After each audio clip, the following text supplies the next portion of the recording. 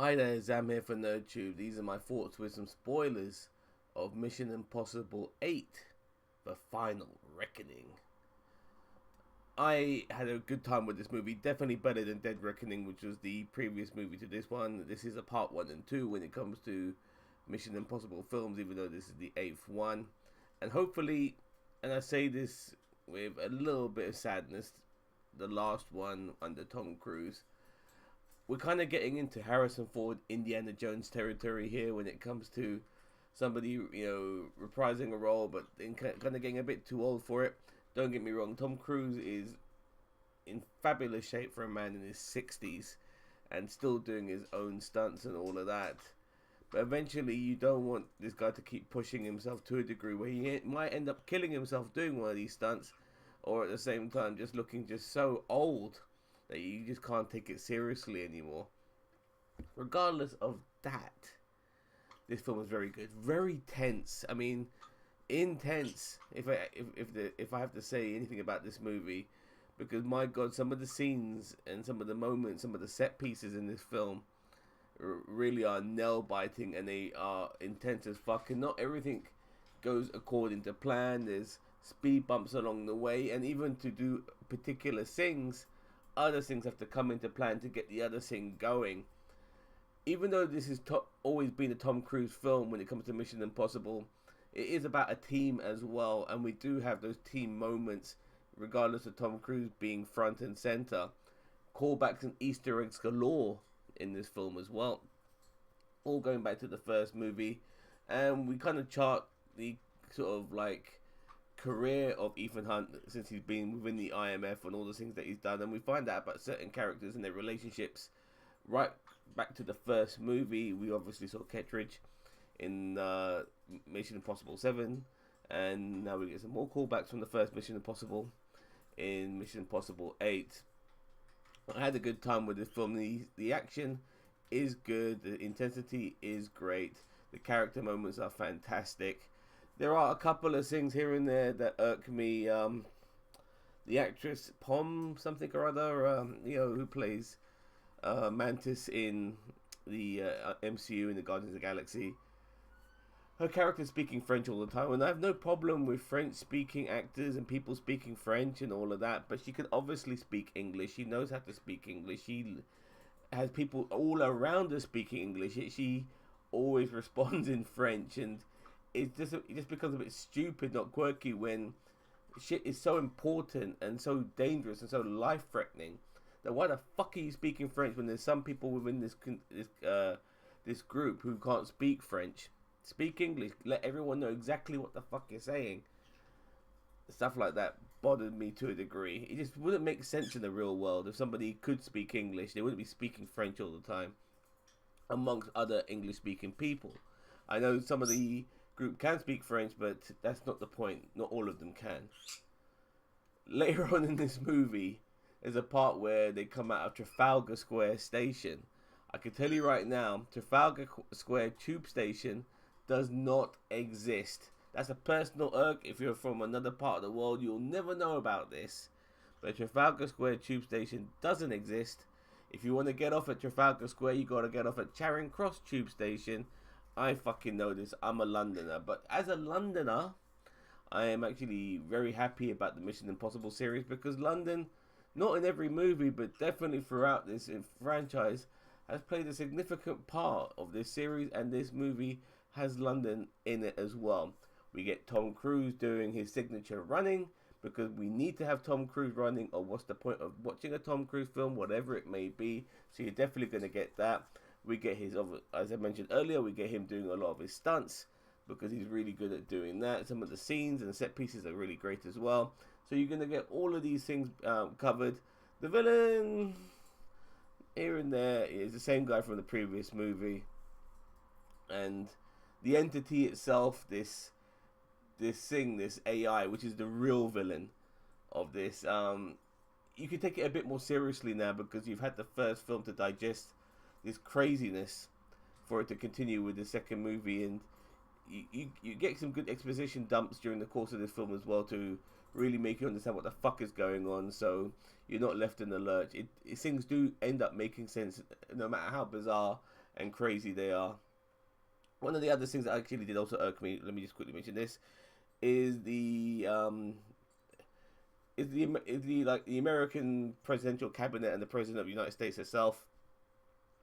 They're thinking about launching their nukes because they're worried that the entity which is taking over the nuclear arsenal of all these other countries might launch their nukes first. So if they launch their nukes before the entity takes over the American nuclear missile program, if they launch their nukes first whilst the other countries are under the entity's control, they can stop the entity from launching their nukes in those other countries against America. So America is willing to pretty much destroy the rest of the world in order to keep itself safe. Now, there was one moment which I couldn't really understand how they were willing to maybe destroy one of their own cities as a mark of respect and a good deed sort of thing, and say, look, we're willing to destroy one of our own cities because, you know, we don't want you to think that we're taking sides. But I didn't really understand how that all worked.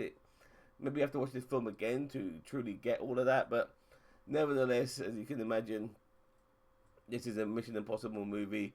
These are films where in the very last minute, Ethan Hunt and co saves the fucking day, and we get all of that as well. As you can imagine, I did say spoilers earlier, so yeah, regardless. So the world is not going to be destroyed by a nuclear event happening by AI. It did actually feel at times that I'm watching Ethan Hunt go up against Skynet, because that's the vibe I was getting. And these other factions, including the American, the American military, and obviously the president of the United States, as well as some of these bad guys and other people, and the Russians as well, all want to try to have the power of like taking down the entity, and not just taking down the entity but controlling it. All of them thinking they can control it, while Ethan Hunt is the only person who wants to destroy it.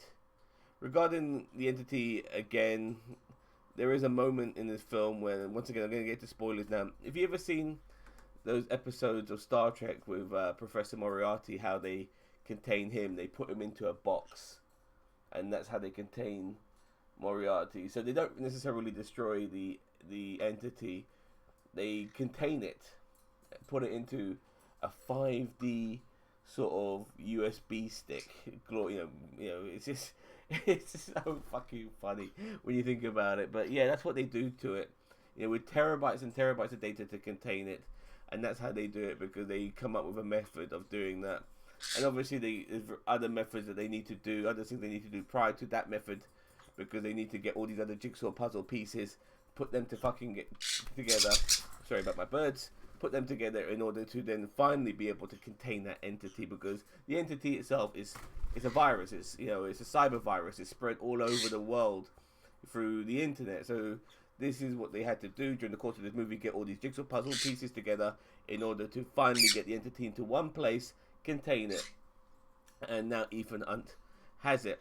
I did expect him at one point to get the USB stick and just smash it under his foot and destroy it totally so it doesn't exist. But no, the entity is still contained in this flash drive, and Ethan Hunt has it. And that's how that's how the movie ends, with a little get together around Trafalgar Square, when they all come out of Trafalgar Square Station, a station that doesn't exist. But regardless, and then they all like look at each other. Job well done, guys. Don't really talk to each other much, but all standing around each other from a distance and going yay and all of that. And then they all walk off, and Ethan Hunt has the entity in a flash drive, and then the film ends. Will we get another one? I would love to see more Mission Impossible, and I would love to see another actor take on this role, reboot the franchise, whatever. Whoever does take over as Ethan Hunt, or if they continue Mission Impossible with a new guy within the IMF, and Ethan Hunt now is more of an elder statesman, maybe more of a background role. Either whoever takes over, regardless, has to be a stuntman actor. There's a couple of great ones in Jackie Chan and Tom Cruise. I mean, these guys will do everything and anything. There are some stuntmen, there are actors who have known to do their own stunts here and there, but it's a little bit here and there. You gotta be these two guys, Jackie Chan and Tom Cruise, guys who are willing to do anything. and everything. When you see some of the shit Tom Cruise does in this movie, and not just this movie, all the Mission Impossible films, and not just the other Mission Impossible films, all the action movies he's been doing since he started doing Mission Impossible, because you have to remember, when Tom Cruise first came on the scene, he wasn't an action movie star, he did mainly dramatic roles and serious roles. As soon as he started doing Mission Impossible, that was it. He was doing all types of shit. Minority Report, Night and Day, that one with the fucking Groundhog Day alien shit as well. I can't remember the name of it, but you know what I'm on about. Wearing robotic suits and stuff like that. He's doing action movies galore, and he does all his own fucking stunts. So, yeah, I want to see an actor who does all his own fucking stunts take over from the franchise. If he can't do his own stunts, then I don't want him to be the successor to Tom Cruise. Alright, let me know what you think of this movie. I'm going to give Mission Impossible 8, The Final Reckoning, I'm going to give it... Oh, I'm stuck between an 8 and 9. I had a good time with this film, but my god, it's tense. It's so tense. The tensity was like making me want to explode at times. Like, oh, this is too much. I'm fucking dying here. So yeah, maybe 8 actually. I'll give it an 8. Because sometimes the intenseness of this was not necessarily enjoyable. It was just giving me a fucking aneurysm. So yeah, 8 out of 10. But I still enjoyed this movie regardless. Let me know what you think. Don't forget to like, share, subscribe to NerdTube, the greatest social media channel you never heard of. Take care now. Bye bye.